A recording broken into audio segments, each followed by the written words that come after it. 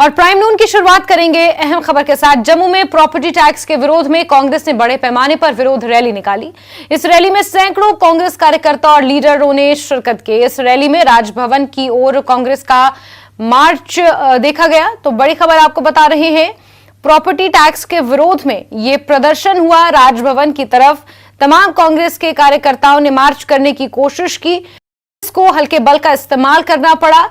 कांग्रेस के कार्यकर्ताओं को राजभवन की ओर कूच करने से रोका गया, कुछ को हिरासत में भी लिया गया और प्रॉपर्टी टैक्स के खिलाफ लगातार कांग्रेस विरोध कर रही थी। हालांकि ताजा अपडेट के मुताबिक एलजी प्रशासन द्वारा एक अधिसूचना जारी कर दी गई है, जिसमें यह कहा गया है कि लोगों से प्रॉपर्टी टैक्स के मद्देनजर सुझाव मांगे जाएंगे। एक पोर्टल इसमें लॉन्च किया जाएगा, लेकिन कांग्रेस का यह विरोध प्रदर्शन यहां पर देखने को मिला। कांग्रेस पार्टी की तरफ से प्रॉपर्टी टैक्स के खिलाफ जो प्रदर्शन जारी है और ये लोग कोशिश कर रहे थे कि वो राजभवन जाएंगे।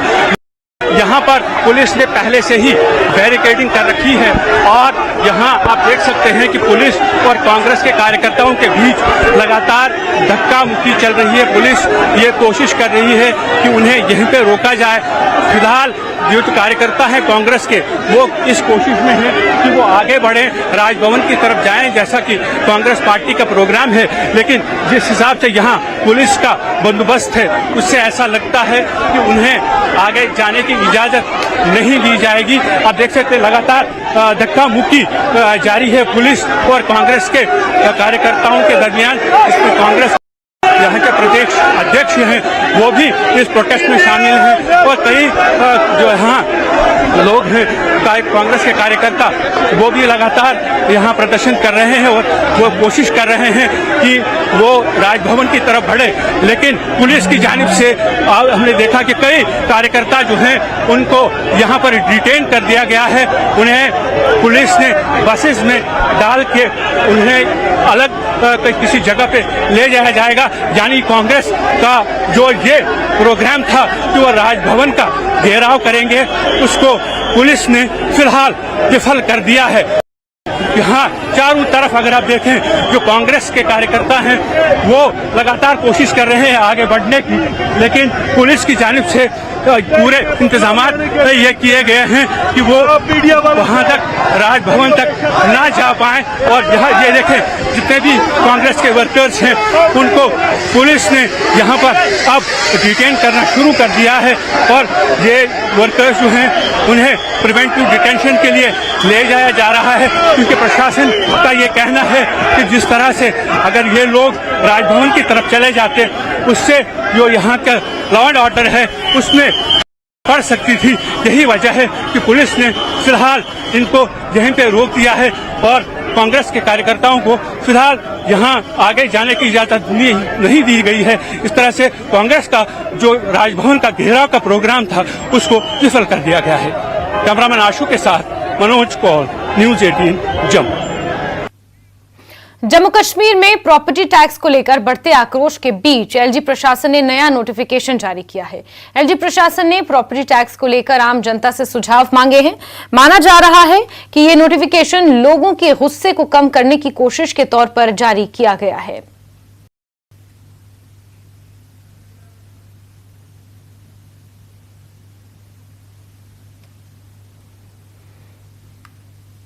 आगे बढ़ेंगे। जम्मू कश्मीर पेरेंट्स एसोसिएशन द्वारा जम्मू के हरि सिंह पार्क के बाहर न्यू एजुकेशन पॉलिसी को लेकर विरोध प्रदर्शन किया गया। उनका कहना था कि जो छात्र नर्सरी से लेकर यूकेजी तक पढ़ते हैं, उन्हें नई शिक्षा नीति के तहत 6 साल की उम्र पूरी होने से पहले पहली कक्षा में दाखिला नहीं मिल रहा, जिसके कारण छात्रों को दिक्कत आ रही है। उनकी मांग है कि इसमें बदलाव हो और वन टाइम रिलैक्सेशन के तहत यूकेजी में पढ़ रहे बच्चों को पहली कक्षा में दाखिल चाहिए।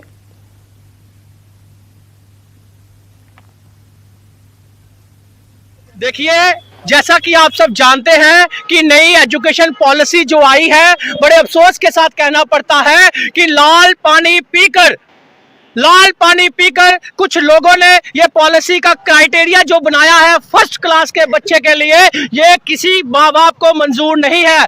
आप ही मुझे बता दीजिए, जो बच्चा इनरोल में ऑलरेडी है, जो बच्चा नर्सरी एलकेजी यूकेजी में पढ़कर आज फर्स्ट में एडमिशन लेनी थी, लेकिन स्कूल वाले बोल रहे हैं जैसे इस माँ का बेटा एक दिन होने से इस माँ के बेटे की फर्स्ट क्लास में एडमिशन नहीं हो रही, जैसे इस माँ का बेटा 8 महीने छोटा है, एक माँ का बेटा 1 साल छोटा है। यानी कि अगर आपने क्राइटेरिया बनाना था तो वो नर्सरी क्लास से बनाते। हमारी ये डिमांड है कि एलजी साहब को इसमें इंटरवीन करना चाहिए, वन टाइम रिलैक्सेशन देनी चाहिए। 1 लाख समथिंग बच्चा जो आज डिप्रेशन में जाने की तैयारी में है, सरकार कैसे छोटे छोटे नन्हे मुन्ने बच्चों के साथ गलत कर सकती है, कैसे माँ बाप के साथ गलत कर सकती है। आज हम चंद माँ बाप यहाँ रोडों पे निकले हैं, लेकिन आने वाले कल में पूरे जम्मू कश्मीर के माँ बाप बाहर होंगे। क्या सरकार ये चाहती है कि अब माँ बाप भी बाहर रोडों पे सड़कों पे आ जाए? तो हम ये बर्दाश्त नहीं करेंगे। वन टाइम रिलैक्सेशन का क्राइटेरिया जो है वो चेंज किया जाए। 95वें ऑस्कर अवार्ड में भारत का परचम लहराया है। एसएस राजामौली की फिल्म आरआरआर के गाने नाटू नाटू को बेस्ट ओरिजिनल सॉन्ग कैटेगरी में ऑस्कर अवार्ड से नवाजा गया है। वहीं भारत की documentary film the elephant whispers ने सर्वश्रेष्ठ डॉक्यूमेंट्री शॉर्ट फिल्म के लिए ऑस्कर पुरस्कार जीता है।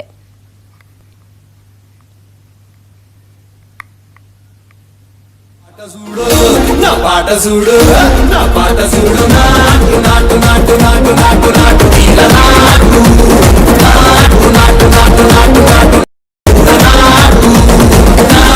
నాటు నాటు చెట్ట పారలాగా చెట్ట నాటు. I feel very proud, sir, to see our Kiravani garu and Chandrabose garu receiving it. The most proudest moment of my life. I was very confident that Bose will get this award.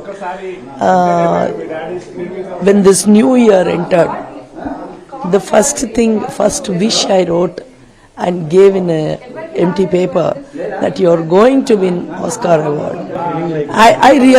For this a great achievement of Chandra Bose, but I feel I should dedicate this for my late mother-in-law and the father who is alive. I really thank Rajamouli sir and his wife Rama Rajamouli and Kiravani garu and his wife Valli garu for making a great team and for choosing Chandra Bose to write this song. This is very exciting for everyone, not only our family or any family members of the crew, but it's an amazing moment for the entire country, to be honest. Yeah. So how do you want to share these experiences? How do you want to share them? It's all very exciting. I mean, it is not true. This is all surreal for everyone. Like, we were all happy with the nominees and we were all happy with whatever awards we were getting in the beginning. And this is all just so much. बहुत बहुत अच्छा लग रहा है क्योंकि मेरे ख्याल से ये अपने आप में बहुत बड़ी जीत है हम सबके लिए, पूरे भारतवर्ष के लिए, सबके लिए। मेरे ख्याल से कि 2 अवार्ड जो आज मिले, ऑस्कर मिले हैं नाटू नाटू के लिए और एलिफेंट विस्पर के लिए, बहुत दर्शाता है कि किस तरह का हमारा इंडियन सिनेमा जो है ग्लोबली कितना लोग पसंद करते हैं। जो आर्ट होती है, जो कला होती है, उसकी कोई सीमा नहीं होती, इसकी कोई बाउंड्री नहीं होती है। और आज मेरे ख्याल से ये साबित होता है कि अच्छा कंटेंट, अच्छा गाना है जो रिलेट करता है। और ऑस्कर आज मिला, मैं बहुत बहुत बधाई दूंगा पूरे आरआरआर टीम को, राजामौली सर को, किरवानी सर को, one of my favourite music director है वो। और बहुत ही अच्छा बधाई दूंगा पूरी टीम को और गुनीत मुंगा जी को कि उन्होंने एलिफेंट विस्पर्स के लिए भी उनको ऑस्कर मिला। कि गुनीत मुंगा हमेशा ही एक अलग टाइप का सिनेमा, अलग टाइप का फिल्म बनाती, वो लंच बॉक्स से हम शुरू करेंगे तो बहुत सारी उन्होंने फिल्में बनाई। तो बहुत बहुत बधाई दूंगा उन दोनों पिक्चर को। वो तो मुझे पहले लग रहा था कि जहां भी ये जाएगा वहां से इनाम लेके आएगा, और अब इसको ऑस्कर मिला है। बहुत बहुत मुबारकबाद है म्यूजिक डायरेक्टर को और पूरे पिक्चराइजेशन को, बहुत अच्छा पिक्चराइज भी किया है और टोटल एक खूबसूरत ही आइटम है। मैं बहुत प्राउड फील कर रहा हूं कि हमारे इंडिया को एक बार फिर ऑस्कर म्यूजिक में प्राप्त हुआ। जय हो गाना पहले आया था, रहमान को मिला था और अब करीम को मिला है। बहुत मुबारक।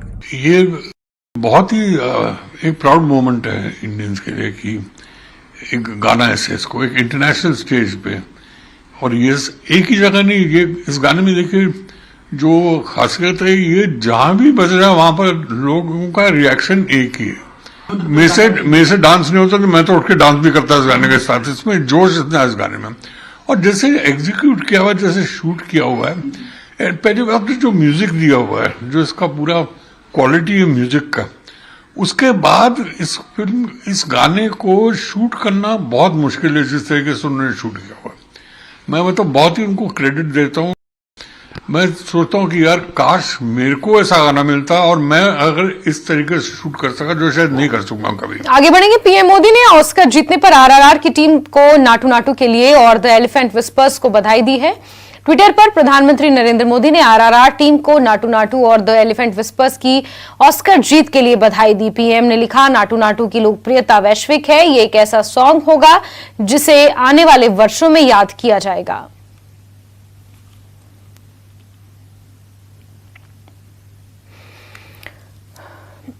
आगे बढ़ेंगे। श्रीनगर में एनआईए के टेरर फंडिंग मामले में छापेमार कार्रवाई। एनआईए ने करफली मोहल्ले में कार्रवाई की है। उजैर अहमद के घर की तलाशी ली गई है।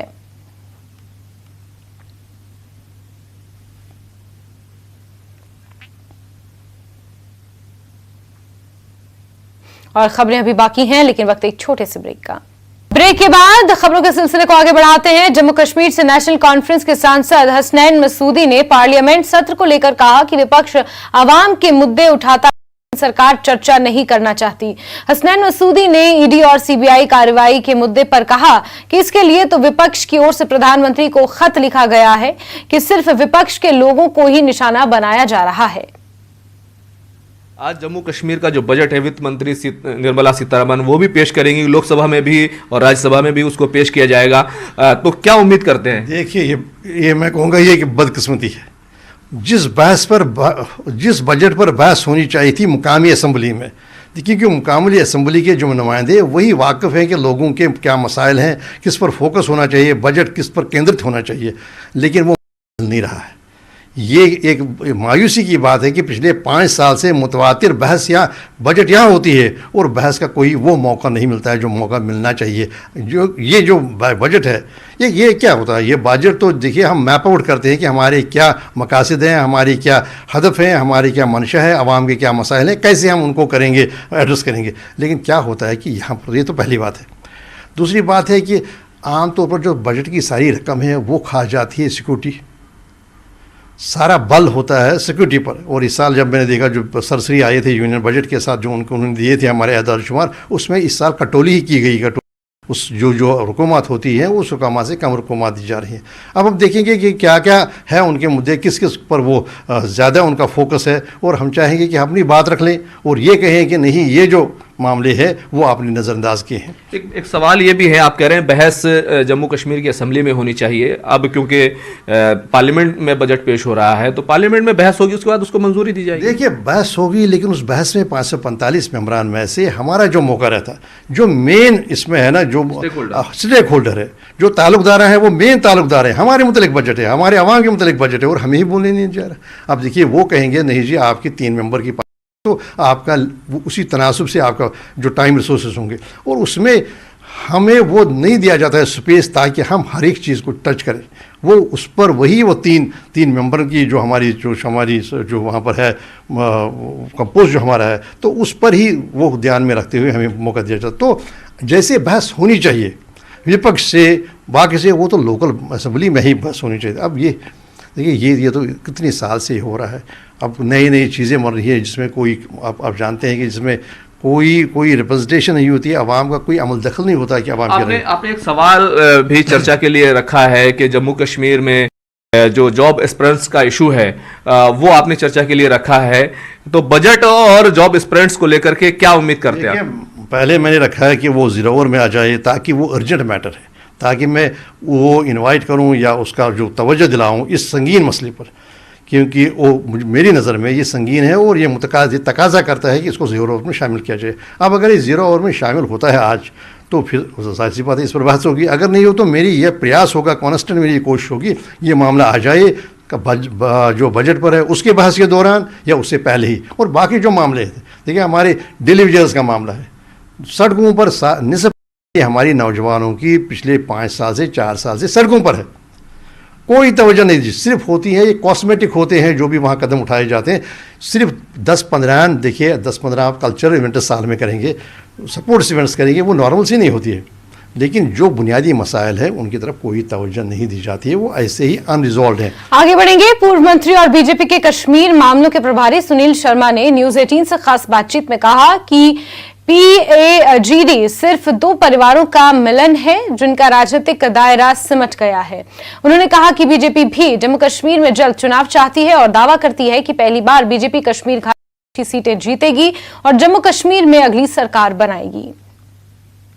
PAGD के जो सदस्य हैं उन्होंने ये साफ कर दिया है कि वो दिल्ली में जाके कई नेताओं से मुलाकात करेंगे और इस बात पे उनको मनाएंगे कि जम्मू कश्मीर में एक चुनाव हो, इसके लिए दबाव डाला जाए। हमारे साथ बात करने के लिए सुनील शर्मा हैं जो फॉर्मर मिनिस्टर भी हैं, सीनियर नेता बीजेपी के।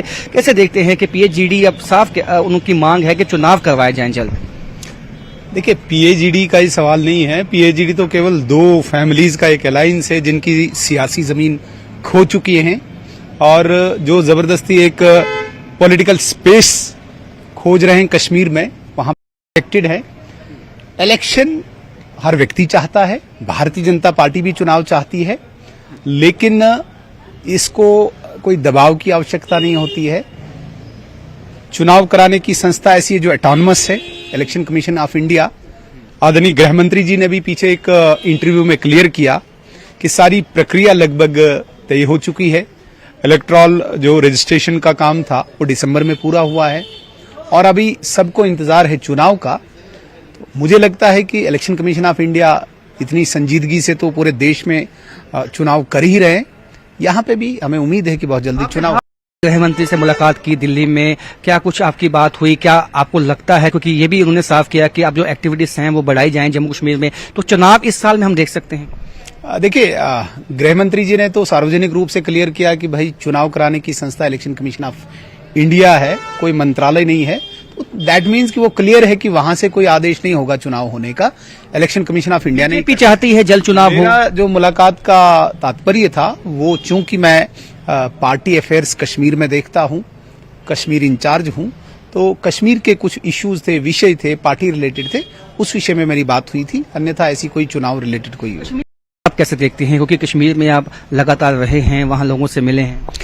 कश्मीर के हालात तो विजिबल है। सबसे बड़ी बात है कि लॉ एंड ऑर्डर, जिसके लिए पूरे देश में नहीं पूरी दुनिया में कश्मीर जाना जा रहा था, आज आप किसी गली मोहल्ले, किसी सड़क पे जाओ, चौक चौराहे पे जाओ, आपको लगेगा कि बिल्कुल बदला हुआ है।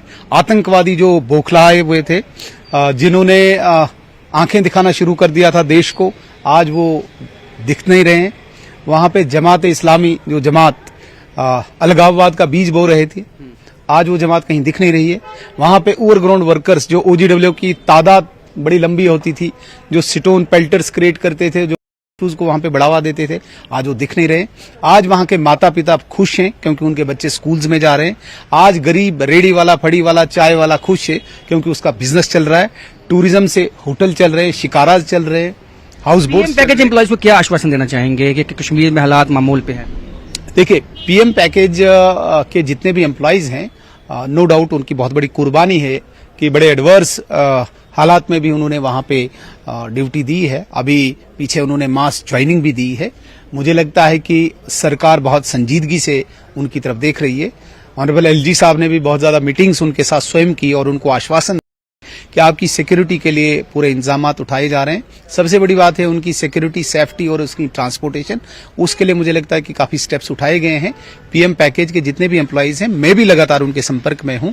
अभी 2-3 दिन पहले उनकी जितनी भी कोर कमेटी थी, मेरी कश्मीर श्रीनगर में ही उनके साथ मीटिंग हुई है और जो उनके छोटे मोटे इश्यूज हैं वो भी साथ साथ सिक्योरिटी, प्रोटेक्शन और ट्रांसपोर्टेशन के साथ साथ उनको भी रिजॉल्व करने के लिए मैं 2 दिन पहले LG साहब से मिला, चीफ सेक्रेटरी साहब से मिला।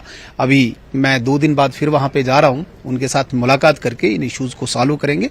लेकिन सबसे बड़ी बात जो सुरक्षा की है, सुरक्षा इंश्योर कर रही है सरकार की इनको सुरक्षित जगह। तो कश्मीर से भी पहली दफा जो है नंबर निकाले जाएंगे, सीट्स निकाली जाएंगी, ये कहना है कश्मीर जो अफेयर्स के इंचार्ज हैं सुनील शर्मा का। कैमरामैन चांद के साथ राजेंद्र वैद, न्यूज 18 जम्मू। बजट सत्र को लेकर सर्वदलीय बैठक होनी है। विधानसभा अध्यक्ष कुलदीप पठानिया ने ये बैठक ली है। नेता प्रतिपक्ष जयराम ठाकुर इस बैठक में शामिल हुए। संसदीय कार्य मंत्री हर्षवर्धन चौहान भी इस बैठक में शामिल हुए। स्पीकर ने सत्ता पक्ष और विपक्ष से सहयोग मांगा। शांतिपूर्ण तरीके से सदन चले, इसके लिए सहयोग मांगा गया है। तो आपको बता दें, 14 मार्च से हिमाचल विधानसभा का बजट सत्र शुरू हो रहा है और इसी के मद्देनजर सर्वदलीय बैठक आज बुलाई गई थी।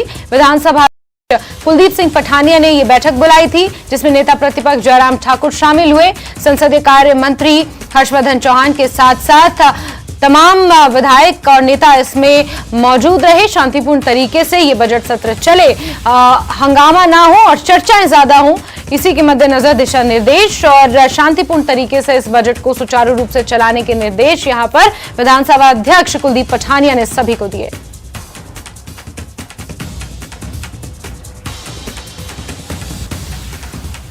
अखिल भारतीय कांग्रेस कमेटी की ये अपील पर हिमाचल कांग्रेस ने चलो राजभवन कार्यक्रम का आयोजन। हिंडनबर्ग रिपोर्ट पर जेपीसी की मांग को लेकर एक विरोध प्रदर्शन हुआ। राज्यपाल के नाम ज्ञापन सौंपा गया। जेपीसी की मांग को लेकर ये ज्ञापन सौंपा गया। प्रदेश अध्यक्ष प्रतिभा सिंह ने इस रैली की अगुवाई की। केंद्र के खिलाफ जमकर इसमें नारेबाजी हुई।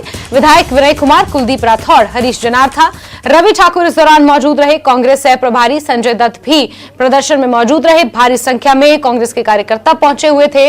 राजभवन के बाहर केंद्र सरकार के खिलाफ जमकर नारेबाजी हुई।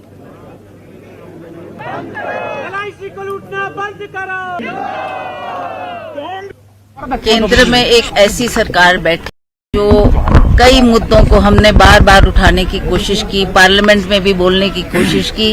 रिटन तौर पे हमने अवश्य वो बात इसमें लिखकर गवर्नर साहब को दी है एंड उन्होंने कहा है एज पर कॉन्स्टिट्यूशन में आपकी आवाज राष्ट्रपति जी तक पहुंचाऊंगा और देखें अब राष्ट्रपति जी क्या उस पर निर्णय लेते हैं और क्या फैसला करते हैं। और इसी के साथ बुलेटिन में फिलहाल के लिए बस इतना ही, लेकिन जम्मू कश्मीर, लद्दाख और हिमाचल प्रदेश की तमाम खबरों को जानने के लिए आप जुड़े रहिए न्यूज 18 JKLH के साथ। वक्त एक छोटे से ब्रेक का। ब्रेक के उस पार देखिए धार भी रफ्तार भी।